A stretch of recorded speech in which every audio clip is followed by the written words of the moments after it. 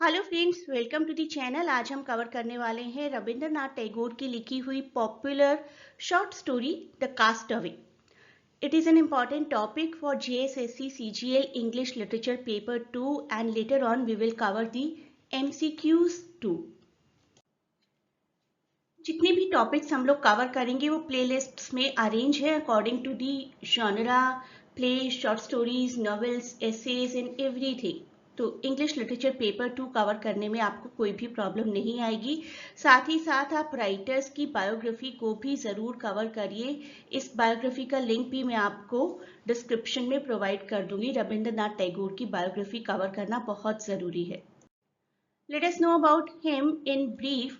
Born 7th May 1861, Calcutta, and very popular as a writer and song composer, playwright, essayist, painter, and he is Indian, of course. Notable work is Gitanjali, The Golden Vote, Chirangada, Post Office, Chandalika. Notable awards, Nobel Prize in Literature in the year 1913, and died on 7th August 1941. अब बात करते हैं cast away की, जिसके बारे में हमें पढ़ना है आज और डिटेल में पढ़ना है along with the important MCQs. Castaway English में कास्ट अवे है, लेकिन बंगाली में लिखी गई थी एज अपोर्ड इन 1895। कास्ट अवे डिपिक्ट करती है emotional journey of a young orphan boy जिसका नाम है नीलकंठा, जो कि अफेक्शन की तलाश में है and he finds affection in the form of a lady जिनका नाम है किरण। किस तरीके से नीलकंठा किरण से मिलते हैं और उसके बाद स्टोरी कैसे प्रोग्रेस करती है, that we will come to know. Kiran और शरद हस्बैंड वाइफ हैं और उनके यार्ड में शिपरेक का एक सर्वाइवर आ जाता है जिसका नाम है नीलकंठा, और किस तरीके से पूरी फैमिली की और नीलकंठा की लाइफ में चेंजेस आते हैं, that we will study. The story opens with the detail of a cloudy atmosphere. बहुत क्लाउडी है एटमॉस्फेयर स्टोरी की शुरुआत में, और एक क्लोज्ड रूम, प्लेस का नाम है चंद्रनगर, प्लेस का नाम भी आपको क्वेश्चंस में आ सकता है। In a closed room at Chandranagar are sitting Sharad the husband and Kiran the wife. The husband urges the wife to stay a few days more so that she may recover completely. तो उनके conversation से हमें पता चलता है कि maybe Kiran is not well and they are here for the change of atmosphere, and the husband wants her to stay for a few more days. ये सभी कैरेक्टर्स हैं, ये देख लीजिए, Neelkantha, Kiran, Sharad and Satish. Neelkantha central character है हमारी स्टोरी कास्ट अवे का, जो कि एक थिएट्रिकल ग्रुप से बिलोंग करते हैं और उनकी एज के बारे में बहुत क्लियरली नहीं बताया है टैगोर ने हमें। And this is Kiran. Kiran is very friendly, very caring, very sensitive lady, and she was already looking for a companion, और कंपेनियन की फॉर्म में उन्हें नीलकंठा मिल जाते हैं। Next is Sharad the husband. He is very over possessive husband of Kiran, and it was by the arrival of Neelkantha one day that Sharad started becoming quite jealous of how Kiran is treating Neelkantha. And Satish is the brother of Sharad, and he came to spend his college vacations here, and Kiran, being almost of the same age as Satish, becomes very friendly with Satish too, and then Neelkantha started being jealous. अब story को समझते हैं। Kiran and Sharad were arguing vehemently at the time at Chandranagar during a storm. एक बार चंद्रनगर में छोटा मोटा तूफान आया हुआ था, उसी तूफान के दौरान किरण और शरद का कुछ आर्ग्यूमेंट चल रहा था। Kiran, who had just recovered from a serious illness, wanted to go back to her hometown, but Sharad insisted she should stay at the house because she needed more rest. Husband कह रहे हैं कि wife को ज्यादा rest की जरूरत है, और किरण कह रही हैं कि नहीं, उन्हें अपने होम टाउन वापस जाना है। She is feeling quite fine now. They ran outdoors as soon as they heard a call and discovered a young child in the garden who had survived a boat during the storm. उनके garden में, उनके yard में एक बच्चा आ जाता है जो कि एक शिपरेक का सर्वाइवर है, और उसका नाम है नीलकंठा।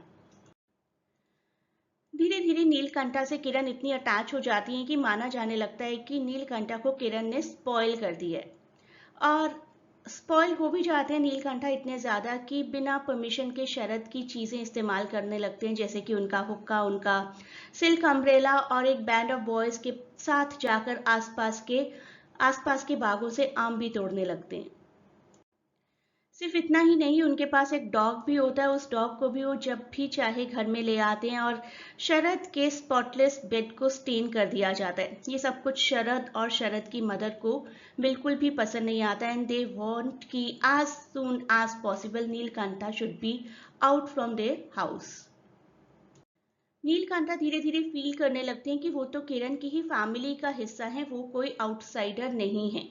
तो he started realizing that he was no more a temporary guest and he is the part of this family and he will always live here. उसके बाद एंट्री होती है सतीश की, जो कि अपनी वेकेशन स्पेंड करने के लिए यहाँ पर आए हैं। Neelkanta's smooth life had a shock in form of Satish. So Neelkanta की पूरी लाइफ उल्टी सीधी हो जाती है, टॉपसी टर्वी हो जाती है with the arrival of Satish, Sharat's younger brother, who had come to spend his college vacation here, and as Satish was of the same age of Kiran, the boy felt that Satish maybe was poisoning Kiran's mind against him. And with all the fervor of his hate, he took to praying to gods to make him at the next rebirth Satish and Satish him. God से pray करते हैं कि next birth में मुझे सतीश बनाना और सतीश को मेरा role देना।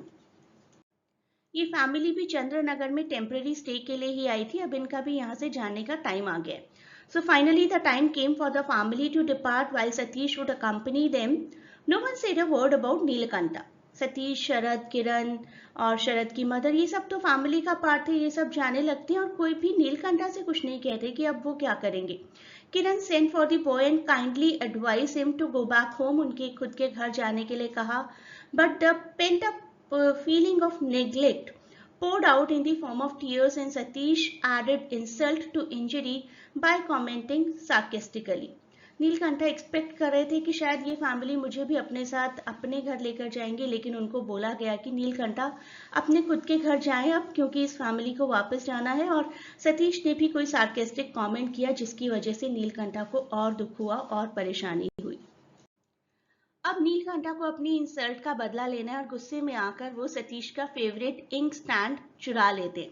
The ink pot was set in the mother of a pearl boat drawn by German silver goose supporting a pen holder. इस तरीके का कुछ दिखता होगा वो ink stand. And Satish suspected Nilkantha. Satish को भी शक हो जाता है कि नीलकंठा ने ही चुराया and he charged him to bring it back at once.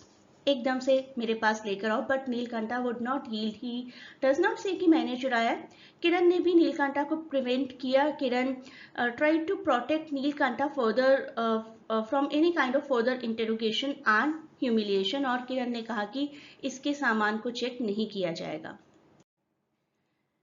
इसके बाद किरण कुछ पार्टिंग गिफ्ट्स देने के लिए नीलकंठा के सामान के पास जब जाती हैं तो वो देखती हैं कि वो इंक स्टैंड एक्चुअली वहीं पर था।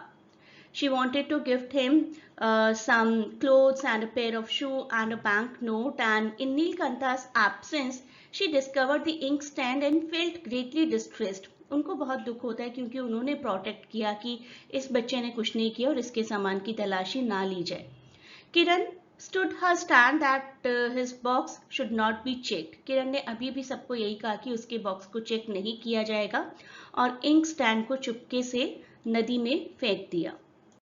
इसके बाद पूरी फैमिली वहां से चली जाती है एक्सेप्ट फॉर नीलकंठा। और टैगोर ने ओपन एंडेड छोड़ा है और लास्ट में हमें डॉग और नीलकंठा की इमेज दिखाई है।